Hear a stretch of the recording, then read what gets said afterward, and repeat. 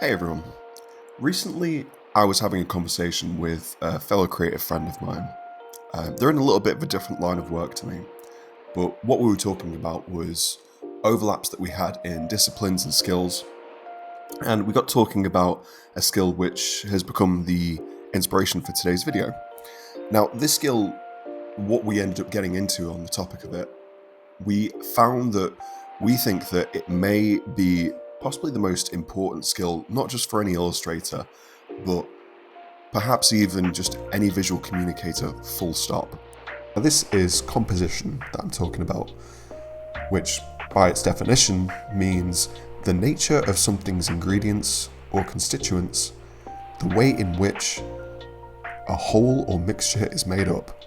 That's a tongue twister if I've ever heard one, but I guess a much simpler way to put it for an illustrator such as myself is essentially how the fundamentals of any piece are harmonized or disharmonized together to help communicate something to my audience.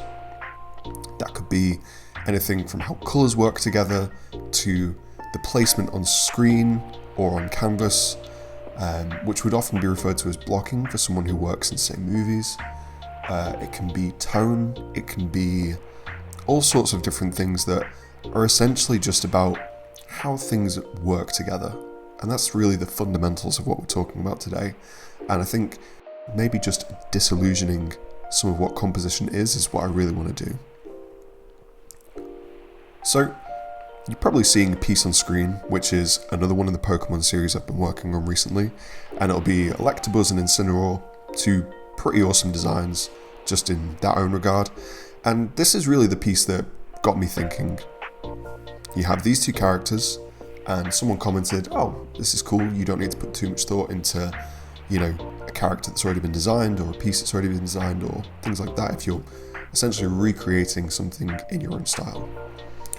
And they said this at the time when I was sat alongside a few graphic designer friends of mine.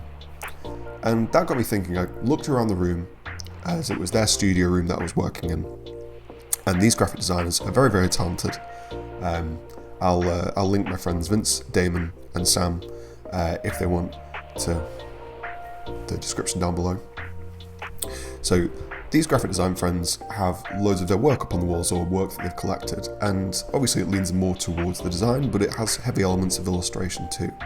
And thinking of that comment of, well, you're just repurposing designs that already exist, I looked at some of these pieces and I thought, well, really that's kind of almost all that graphic design is. But instantly I knew that that was almost discounting the skills that were involved in graphic design, as there are things that no matter how much experience I have alongside these guys or how much knowledge I have of what it is that they do, I could never do what my friends do. And there's a very simple reason for that, and that's compositionally, they know how things work together in completely different ways to how I do. Now, when I listed to me what composition is before, I spoke about things such as colour, placement, and I mentioned things like blocking, which is more to do with film. Now that's really because when I studied illustration, I studied it through film composition first, which I found quite an easy, accessible way to get into composition. But what it really sort of taught me is that it's the tools that you're given and how you use them. And good composition can essentially be the only skill that you will need to get good at whatever profession it is that you're interested in, be it film or be it graphic design or be it illustration.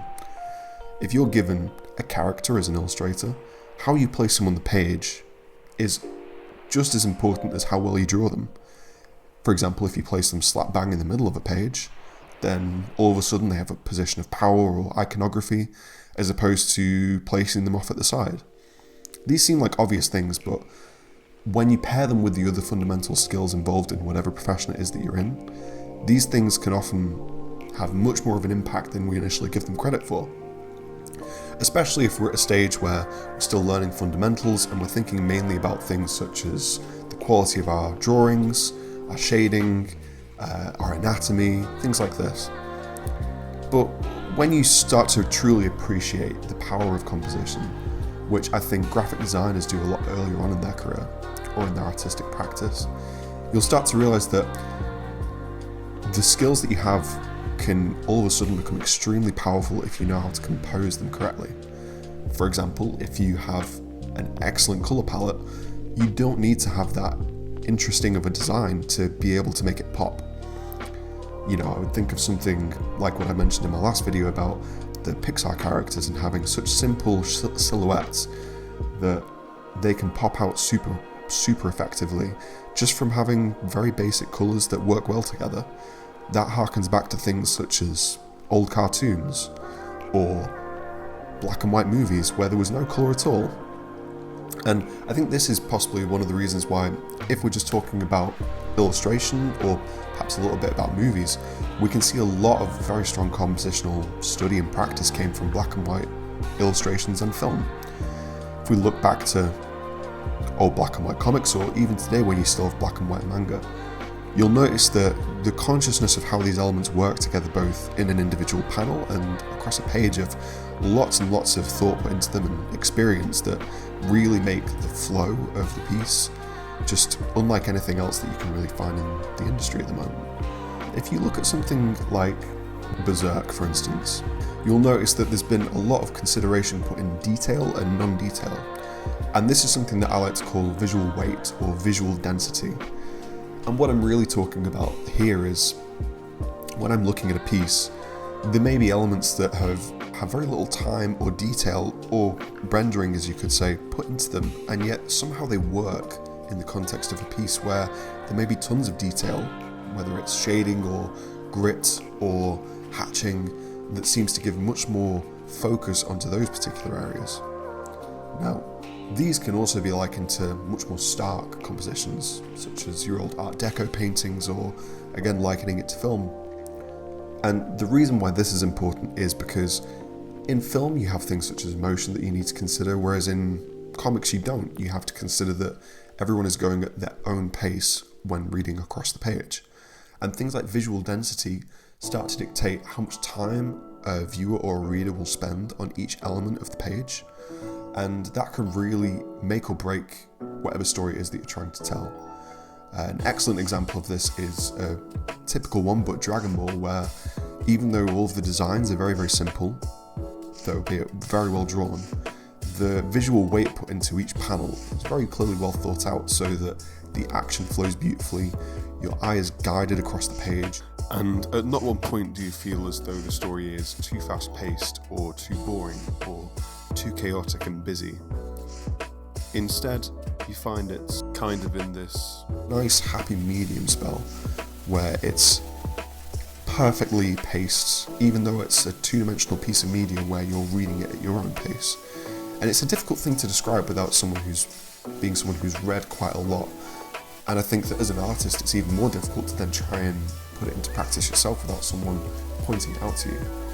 So visual density is, for me, another fundamental term when it comes to composition.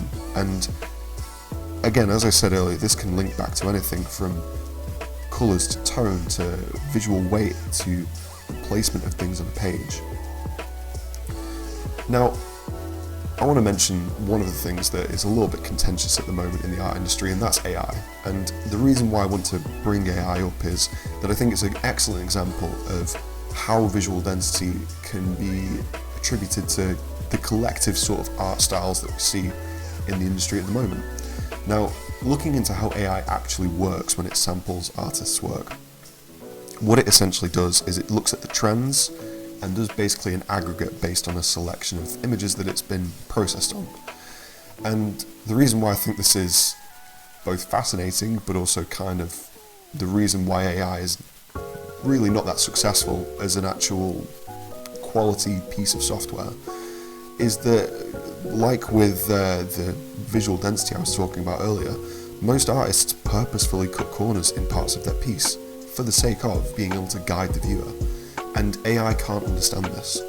If you look at any AI piece which has to tackle with something like perspective or complex compositions, it really struggles, and this is an easy way to spot AI. You can look at something, for example, in a piece that I'll show up on the screen where at first glance you'll think it's a piece done by a talented artist and there's a lot of details going on, and at first glance you may not notice that, oh, there's maybe some weird lines of perspective that seem to go nowhere, or there's certain fluff on the visuals that you can initially a tribute to exactly what I'm talking about, of where artists have cut corners a bit. But what it actually is it's the AI looking at these corner cuttings and thinking they're normal, but not understanding why those corners have been cut and why potentially smudgy brushes have been used or less detail has been used in certain areas, and it's instead applying those to places where it instead just ruins the piece as a whole. And that's because it doesn't understand composition. It can understand trends. For example, if a piece is always placed in the middle, or if it's always placed on the golden ratio, it will tend to do that sort of thing, but at the end of the day, it can't make those decisions itself. And this is why I say that this skill is one of the most essential for any of us that are in a creative practice. And that's because if you then strip all of this away and you say, okay, if you say all I need to do is be better than the AI at placing subjects or anything on the canvas, then you can really strip things back and go, how simple can we make these things? And I think this is where we then start to get into the realm of, okay, what is illustration, what is graphic design, and that is something which I don't think this video is about. But for the sake of proving this point, you can look at some really strong elements of graphic design. You can look at good posters, which have very little information on them compared to an illustration, and yet they have so much more visual impact. Why is this? It's because a graphic designer spends countless hours studying where the best placement of text is with image, with colour, with visual hierarchy, which is another term for the visual density that I was talking about. However, it more relates to the order of which you're guided through an image. And so what I really want to think about for yourselves, and what I'm thinking about in this piece here, is where am I placing my subjects? Because with Incineroar and Electabuzz that we have on screen, we'll notice that they have very strong colours put together. There's a very clear hierarchy in the sense that Incineroar is taking up a lot more of the canvas than Electabuzz, and yet I've placed Electabuzz in a way how you are very clearly guided from top to bottom, and yet the flowing arms and legs and tail of the two subjects means that it's not done in a way where it's directly down, it instead guides your eyes all over the piece. And this is something where, when my friend said to me, oh, you're just placing two already done designs onto a canvas, I went, it does make the designing process a lot easier, but it means that I get to have a lot more fun with how I guide my viewer and what I can do with my viewer's eyes. And to me, that's what really elevates someone that's good at just anatomy and good at understanding what it is that they're drawing into a true artist and a true illustrator.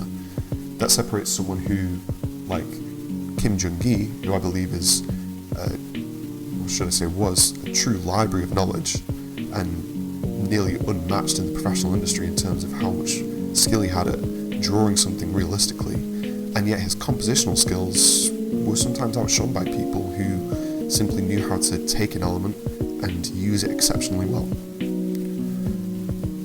Now, I want to take a look at a few more broader examples as well. You understand things like the golden ratio, which I've mentioned, and how composition can relate to placement. But this, like I was talking about with comics before, is really a kind of broader concept than just a single canvas. If you're into comics like myself, then we can see how things like something like a social media page will have composition within composition, where an individual post will then be one post amongst many. And this is something else that you can consider, where looking at a broader collection of things, sometimes composition can be more of a style trend when done over time. And this is something else to consider, especially linking it back to the video that I did the previous week, where we were talking about trends and things that you can keep up.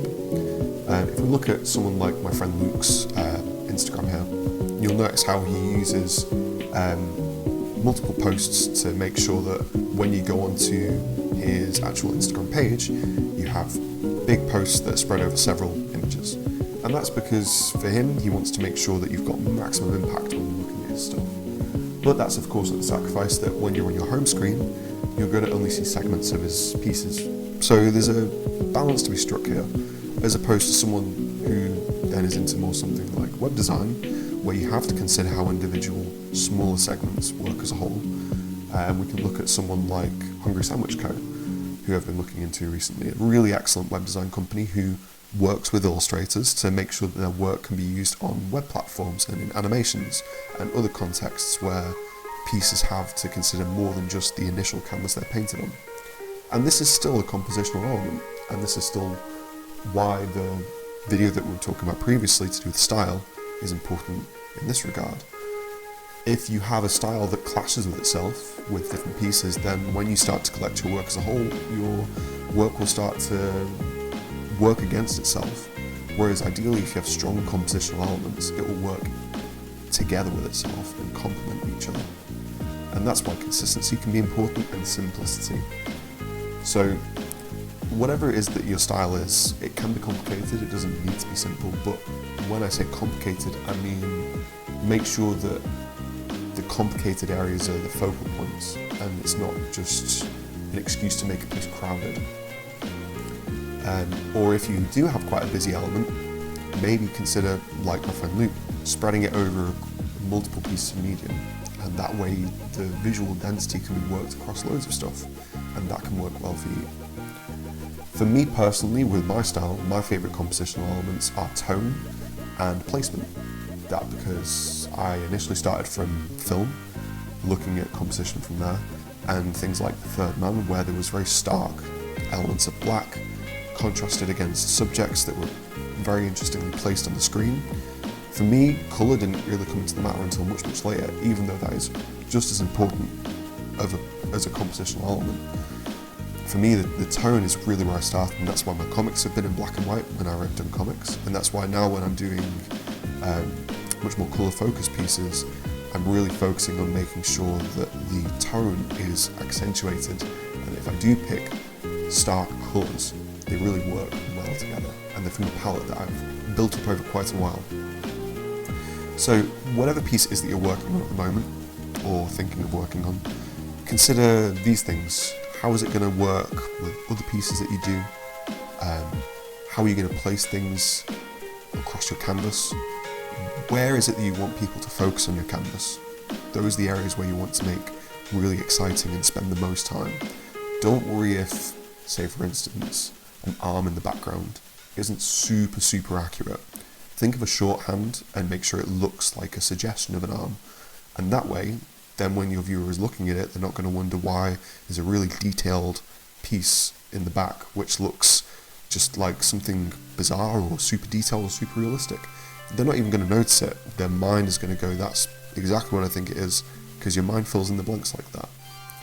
And if you keep on practicing stuff like this, then hopefully what you'll start to find is that your pieces have real coherence, that you'll be able to start dictating to your viewer or your reader how you want them to feel about certain things, how you want them to view your piece.